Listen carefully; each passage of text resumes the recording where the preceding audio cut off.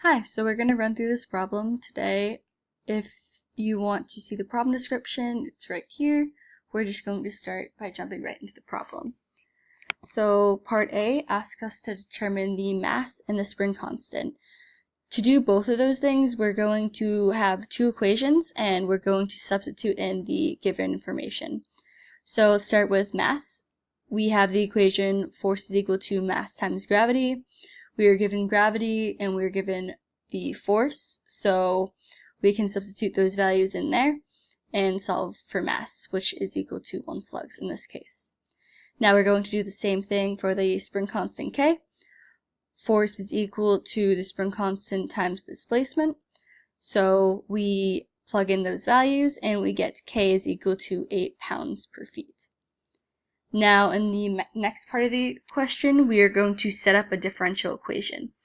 So we see here that it has this initial form, and what we're going to do is we're going to sub in those values, see how there's a coefficient in front of the first term, second term, and third term. The first one would be mass, the second term would be the damping coefficient, and the third term would have the spring constant. So since we solved for mass and spring constant and the problem description gave us the damping coefficient, we just substitute those values in there, and that's our differential equation. Now, the next part asks us to solve for the general solution. So in order to do that, we denote arbitrary constants in place of x. Here we used m, and to simplify how it looks. So we have m squared plus 3m plus 8. Since that does not factor nicely, we're going to use the quadratic equation. So we give our values of a, b, and c. So we have m is equal to negative b plus or minus square root of b squared minus 4ac all over 2a. Substitute our values in.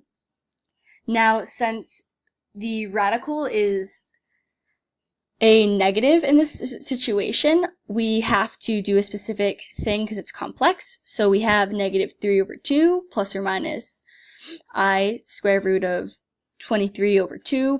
So in order to write this, we are going to use y is equal to, we're going to take out the e because it's just factored out, and it's going to be e to the negative 3 over 2t. And in parentheses, we have the first term, which is c1 cosine of root 23 over 2t plus c2 sine root 23 over 2t. So that is our general form of the equation. You can see that we got these values here from solving here for m. So the next part of the question asks us to determine if the system is underdamped, overdamped, or critically damped, and we have to enter a value for the damping constant that would make the system critically damped. So first we're going to start off by going through how there are 3 different cases: when b squared minus 4mk is equal to 0, when b squared minus 4mk is greater than 0, and when b squared minus 4mk is less than 0.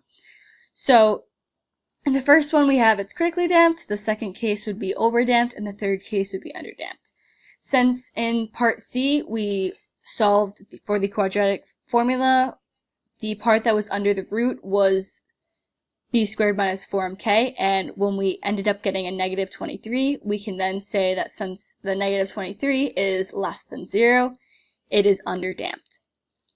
But the second part of the question wants us to enter the value that would make the system critically damped. So since we know that critically damped means that b squared minus 4mk is equal to 0, we can solve for beta by using that. So we have here where we go through these steps, and we determine, once we plug in these values and simplify the equation, that b is equal to root 32. And that is it. So thanks for watching.